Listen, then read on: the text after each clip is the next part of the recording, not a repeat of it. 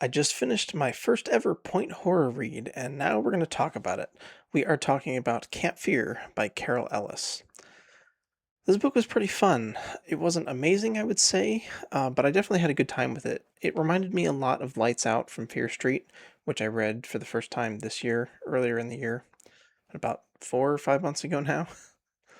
Um, yeah, it was an okay book. Let's talk about it. So, first, let me give you the back blurb. I'll give you a little overview of the story. We'll go into some of my more detailed thoughts in the star rankings, and then we'll wrap it up here. So, first things first, the past can't hurt you, it can kill you. Almost everyone at Camp Silver Lake is afraid of something bugs, snakes, swimming in the lake. But there's a deeper, darker fear some of the counselors share, the fear that their terrible secret will be discovered. For 7 years, they've kept it hidden. Ever since that summer when they were campers together, the summer one camper didn't make it home alive. Now someone is using their secret and their fears to play a frightening game of vengeance, a game that could turn deadly. Yeah, I feel like that's a fairly reasonable summation of what's going on here, the setup for the story. Yeah, this one was a little bit hard to keep track of from the beginning because we have a very large cast of characters here. There are, I would say, 8 main characters and then 3 side characters. So this takes place, we have our summer camp counselors. They're all kids who are like 17, maybe 16 to 18 years old. Most of them are, just graduated high school and getting ready to go off to college at the end of the summer. And like I said, we have a really big cast of characters. So I'm just going to read off all the names to you and a brief description of them. I took notes because there's no way I was going to keep this clear in my head. So our main protagonist here is Rachel Owens.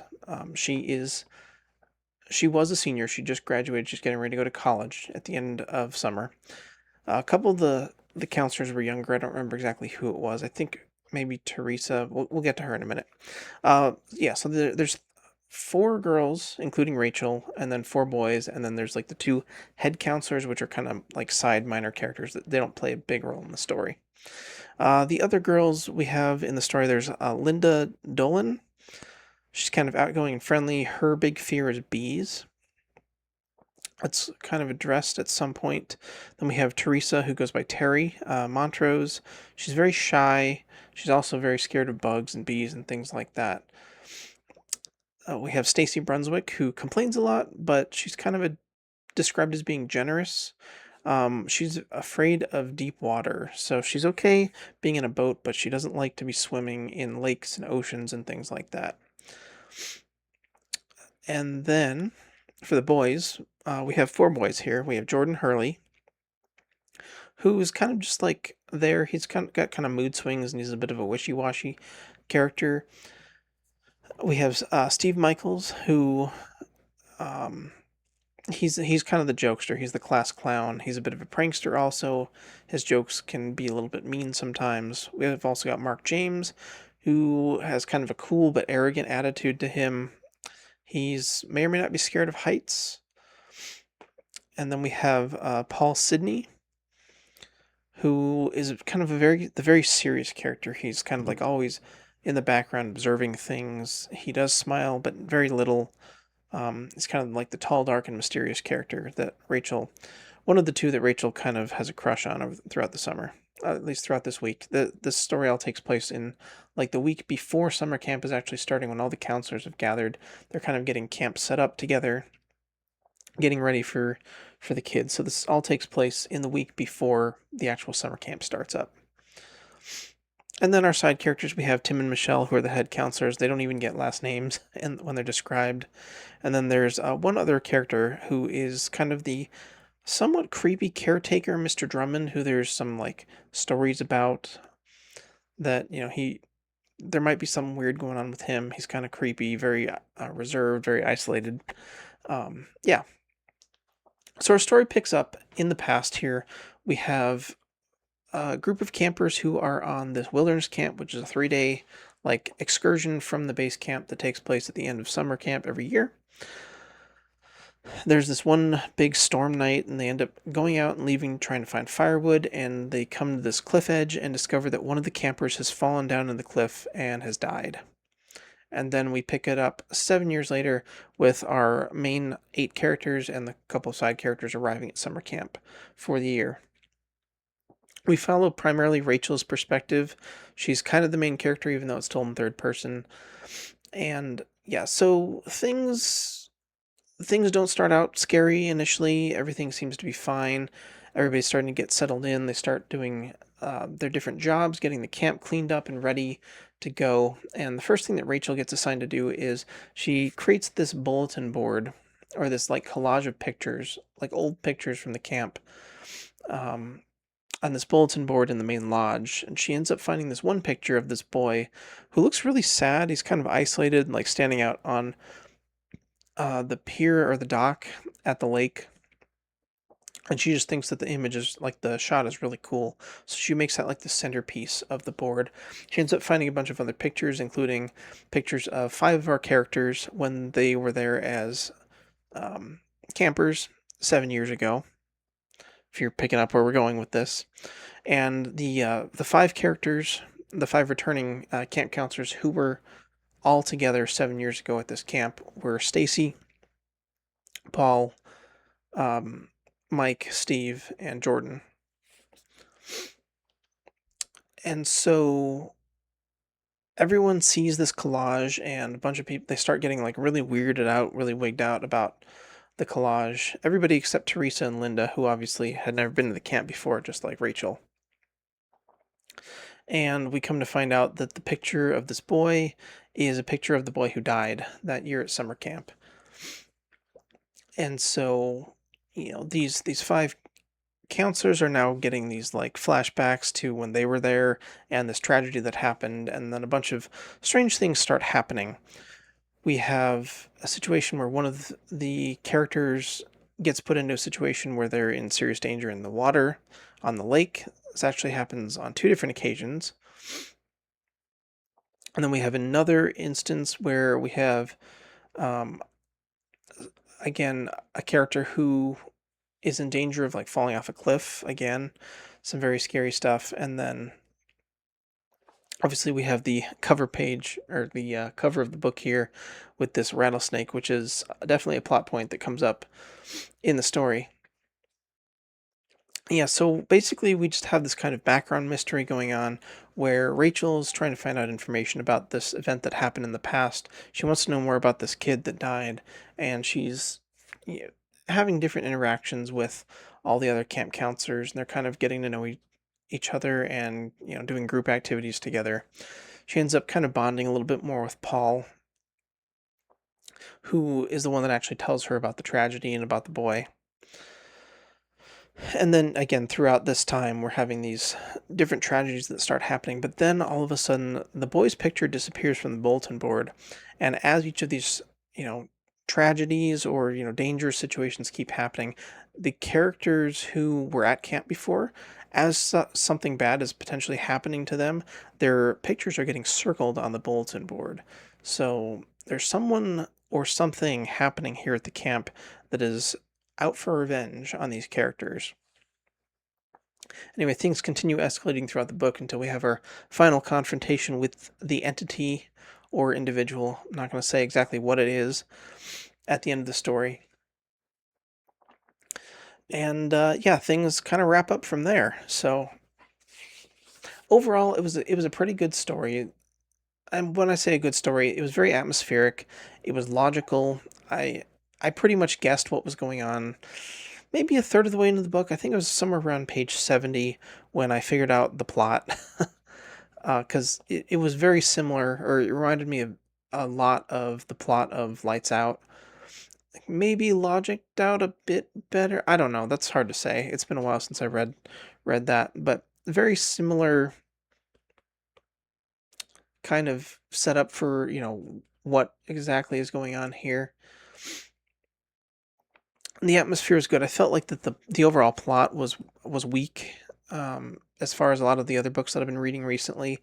Even like Lights Out, a lot of the other Fear Street books, The Hushed Boys, Baby's Breath, things like that, all I think better plotted than this. But even leading up to like the big like confrontation at the end, But overall, I think it was a pretty good read. Let's get in the star rankings. I'll give you some more specifics on some of the things I've been talking about, and we'll wrap it up. All right, star rankings here, and as you can see, we got a pretty decent score. 3.7 out of 5 isn't bad. Characters, I give it a 4 out of 5 stars. Again, I felt like everyone was fairly well written. There was, however, a very large cast in a relatively short book.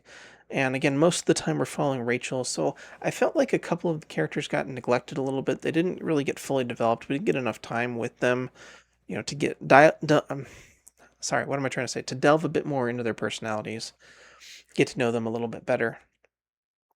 Even though we had a large cast of characters, we were focusing primarily on 8, but it was still a little bit much to really get a full grasp of every character. That being said, I think that everyone was fairly well written. They all had kind of unique personalities. Um, yeah, relatively good. Not quite good enough for the full marks, like I said. 4 stars there. Atmosphere, I also gave 4 stars. Generally speaking, this book was very atmospheric. We had good descriptions. We had, good, strong camp setting. I think that the atmosphere in this book was better done than in Lights Out. Personal opinion.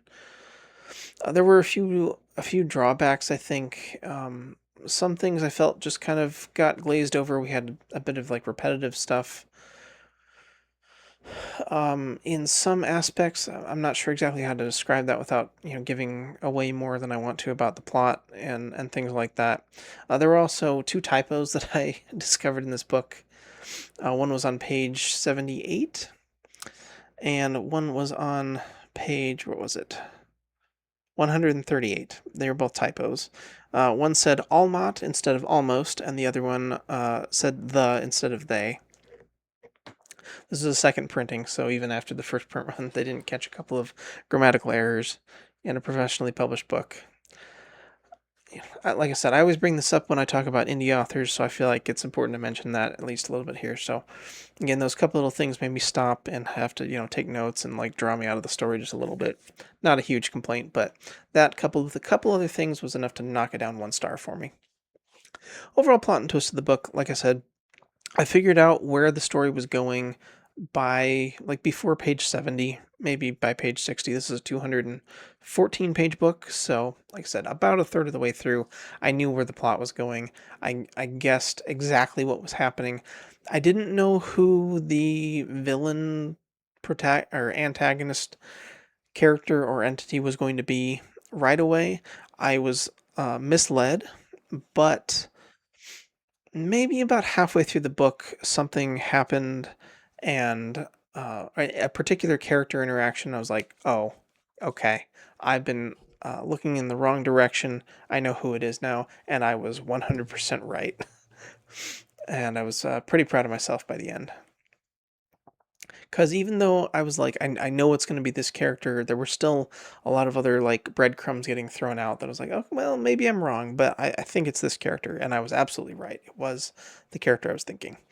And so I had to knock down a few stars. Again, just the plot was too predictable. It was relatively okay. The big climax at the end also I felt like could have been better.